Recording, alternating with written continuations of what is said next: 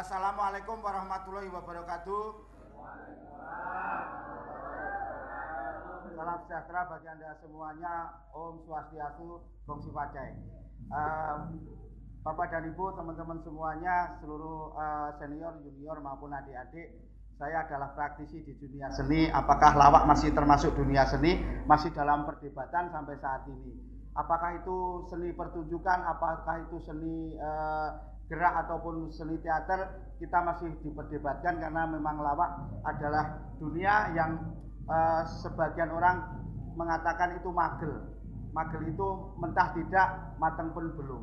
Jadi transisi itu masih diperbincangkan. Semoga setelah pemerintahan yang baru ini segera mendapatkan keputusan yang baik. Termasuk manakah komedi itu sesungguhnya? Saya adalah seorang yang menekuni ini sampai sekarang di dunia lawak karena saya percaya bahwa saya adalah orang Jawa yang mempunyai prinsip sopo siro sing tekun bakali tekan kanti ate teken opo sing siro bisani, yang artinya bahwa sesungguhnya orang yang mempunyai apapun keahliannya akan dipegang sebagai tongkat untuk mencapai kehidupan, dan kelak jikalau tekun maka akan sampai segala apapun yang menjadi tujuan Anda. Pemirsa, bahwasanya kita itu sekolah, kita itu hidup, kita berteman, kegiatan ekstrakurikuler atau proses perjalanan. Jangan bertanya apa yang akan Anda tekuni kelak dan jadi apa Anda, tetapi lakukanlah proses sebaik-baiknya. Banyak teman-teman kita yang tidak menggunakan ijazahnya untuk menjadi profesionalis sejati, tapi justru menjadikan ilmu pengetahuannya saat dia mendapatkan ekstrakurikulernya sebagai penopang kehidupannya. Sebab sekolah dan ekstrakurikuler adalah satu mata uang yang mempunyai dua muka. Artinya berarti sisi manakah yang berguna? Semuanya berguna. Karena ketika sisi mata uang hanya separuh gambarnya, uang itu tidak berlaku. Maka dari itu gunakanlah satu mata uang itu. Sisi manapun yang Anda miliki adalah penting dalam kehidupan Anda. Pemirsa. Setelah sampai pada tahap pemilihan, inilah yang memang menyusahkan. Hidup adalah memilih antara karir, antara menggunakan ilmu sekolah ataupun sing cepet payu. Dalam bahasa Jawanya mana yang cepat laku. Saya ketika dalam kondisi pemilih itulah saya memilih dunia seni, walaupun saya berlatar belakang dari Fakultas Pendidikan Teknik dan Kejuruan jurusan Elektronika Arus Lemah. Tetapi itu ternyata tidak bisa menopang kehidupan saya secara utuh. Tetapi profesi ini entah pahit entah tidak, tetapi pendapatan saya sudah flat sama dengan UMR Daerah Istimewa Yogyakarta. Minimalis stabil kehidupan saya. Nah, proses kreatif, proses menekuni dunia lawak sebetulnya tidak amatlah susah, karena kita sudah ada rel atau pendahulu kita yang menerjuni profesi itu. Kita pengikut di belakangnya sebetulnya sangat mudah sekali. Ilmu yang saya gunakan adalah meniru, kemudian inovasi, baru mencipta. Nah, proses mencipta ini yang sampai sekarang belum pernah saya lakukan. Jujur, sampai usia saya yang dewasa menjalankan profesi selama hampir lebih 25 tahun, saya baru mencapai pada meniru dan berinovasi. Jadi yang sudah ada diinovasi. Mencipta itu setahun satu pun belum pernah saya dapatkan. Artinya memang mencipta biasanya sudah karakternya sudah mapan dan itu posisi empu. Karena sekarang lawak berbagai genre banyak. Kita sebetulnya hanya secara teoritis mampu saja beradaptasi dengan dunia audiens yang berbeda-beda. Lawak itu ringkih bahasa Jawanya. Artinya ketika konsentrasi penonton sudah terpecah dengan suara drum band atau tikus liwat atau apapun, biasanya untuk memaksimalkan target tawa itu sangatlah susah. Itulah ringkihnya. Dan barometer sebuah kesuksesan lawak itu akan mudah ditengarai. Hanya sukses dan tidak sukses. Jadi dagelan itu prinsipnya adalah digit 0 atau 1, gagal atau sukses, bukan analog, tengah-tengah tidak bisa. Jadi kalau analog masih bisa, oh setengah gelombang masih bisa diterima, tapi lawak enggak. Gagal, sukses. Cuma ya sekarang semua profesi tentu ada risikonya, tidak ada yang tidak berisiko. Profesi tukang listrik mesti kesetrum, tukang gali sumur minum gas beracun, tukang antar sesuatu mesti kredit di jalan dan sebagainya. Dagelan juga punya risiko, tapi jalanilah kehidupan. Ilmu dablek adalah ilmu yang paling fahleh untuk menjadi pelawak yang handal di Republik ini. Pemirsa, karena kompetitor yang sangat banyak sekali, kita harus mampu menjembatani ataupun membuat inovasi, tidak usah yang baru, tetapi kita memposisikan kita sebagai pelawak yang mengikuti pasar. Itu adalah sesuatu yang lebih gampang dicerna dan lebih mudah menyelami kehidupan masa sekarang. Ikuti saja apa yang baru laku, maka Anda pun akan eksis di dunia seni komedi. Contoh nih, sekarang lagi top stand up komedi. Ikuti walaupun babar belas tidak tahu stand up komedi. Sambil berjalan kita sambil belajar. Itu akan lebih eksis daripada tidak mengikuti. Anda punya idealisme, kalau pelawak kayaknya kalau punya idealisme pasar akan sangat berisiko. Tetapi kalau pengen eksis, pengen hidupnya terus, nah itu tetap ikuti apa yang menjadi tren pada saat ini. Pemirsa, selanjutnya bagaimana kita membuat sebuah materi lawak agar bisa diterima di masyarakat. Nah itu tadi, rel sudah ada pada tokoh-tokoh kita pendahulu. Kita itu tinggal belajar meniru. Kalau belum bisa berinovasi, tiru utuh. Karena kalau dengan meniru materi itu sudah diuji coba dan itu sudah sukses dan membuat tawa. Artinya kalau Anda meniru plek dengan materi itu pun sebetulnya Anda sudah 50% sukses. Contoh nih,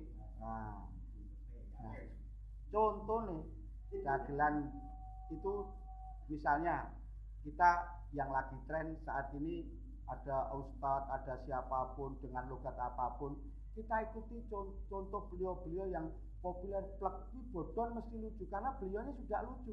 Kalau mengikuti materi kan tinggal masuk saja. Assalamualaikum warahmatullahi wabarakatuh. Saudara hadirin, pesan saya wahai generasi muda, jauhi narkoba, dekati waria. Kalau sudah ger gitu baru dinetralisir.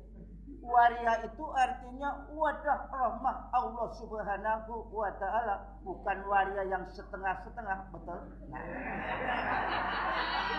Mengikuti yang sudah tren, bodon akan lebih lucu. Tidak usah diinovasi dulu. Itu kalau misalnya Ustadz, kita mah pada saat ini bahagia ya Bapak dan Ibu semuanya berkumpul dalam satu ukhuwah yang indah ya, betul tidak Bapak dan Ibu? Ya, kita mah kadang banyak yang menyalahkan AA. Apa masalah AA? Katanya, kenapa AA kawin sama Teh Nini? Apa salah AA? Kan kawinnya sama Teh Nini, tidak sama Teh Kota ya. Tidak. Marilah kehidupan yang indah ini kita nikmati saja ya. Pokoknya pesan AA sekali lagi, mah jauhi minuman keras ya, betul tidak? Karena mah minuman keras itu minuman setan. Kalau kita minum minuman setan, lalu setan minum apa? Ya. Kehabisan. Itu yang dicontohkan yang tren-tren. Lawak-lawak yang sudah ada, itu tinggal ngikut. Oh ya opo kon iku gak ero. Jawa Timuran gitu. Jawa Timur logatnya gitu to, Nan. Oh ya opo sampean iki. Sing kanca-kanca. Lah kok pribadi kala dolan nang Jogja ki ora mampir nang monumen Jogja balik maning. Monumen Jogja kembali itu. Kalau dia nyong nang monumen Jogja balik maning ya apik banget. Ya carane Kebumen karo Jogja ki ora ana bedane. Carane Kebumen kana ki nang Jawa ya kono. Nangka carane Jawa ya nangka. Sega carane Jawa ya sega. Kontal ya pada baik. Ora ana bedane.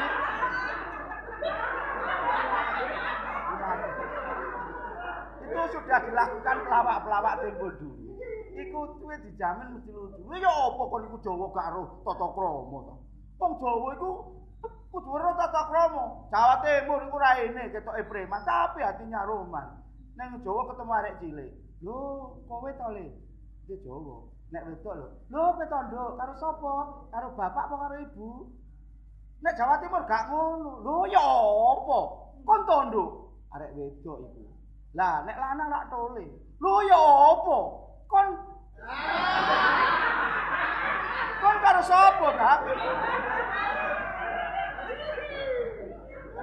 Itu zaman Abah Kirun sudah melakukan itu.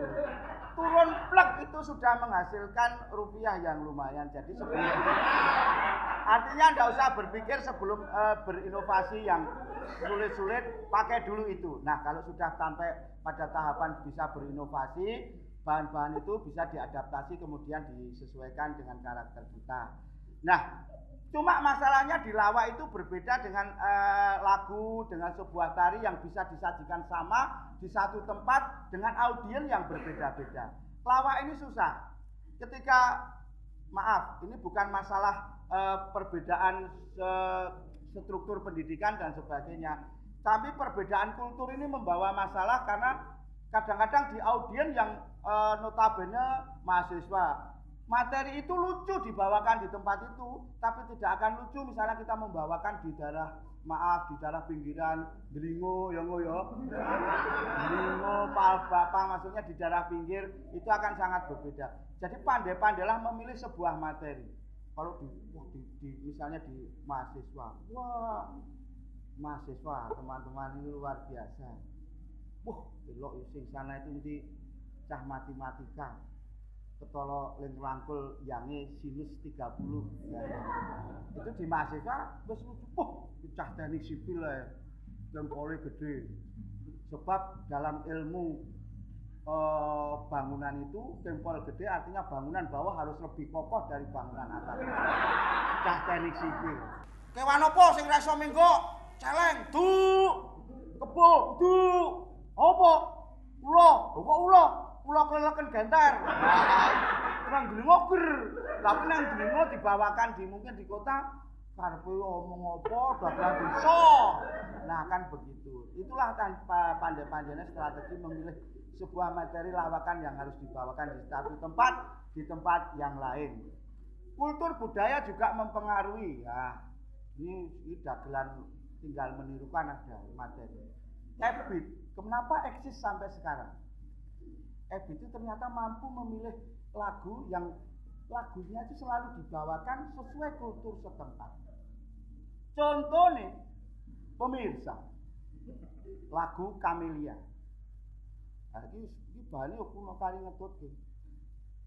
Camellia dibawakan Ebit di Jogja. Saya itu berguru dulu di ilustrasi tentang lagu dari Suci Ragil sampai Edi Ramadan.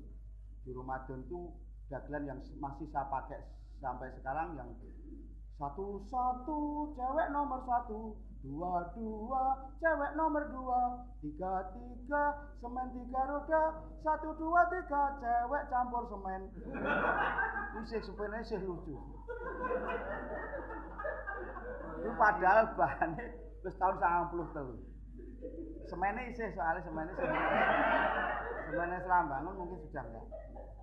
Ebit lagunya Camellia. Nyanyi di Jogja. Dia Camellia, puisi dan pelitaku. Kau sejuk seperti titik embun membasahi daun jambu di pinggir kali. Camellia. Pas nang Jogja asli, do seneng main di Bandung. Sesuaikan kultur Bandung, lagunya Camellia, maka Ebit eksis. Dia Camellia bapak, puisi dan pelitaku aduh nyai.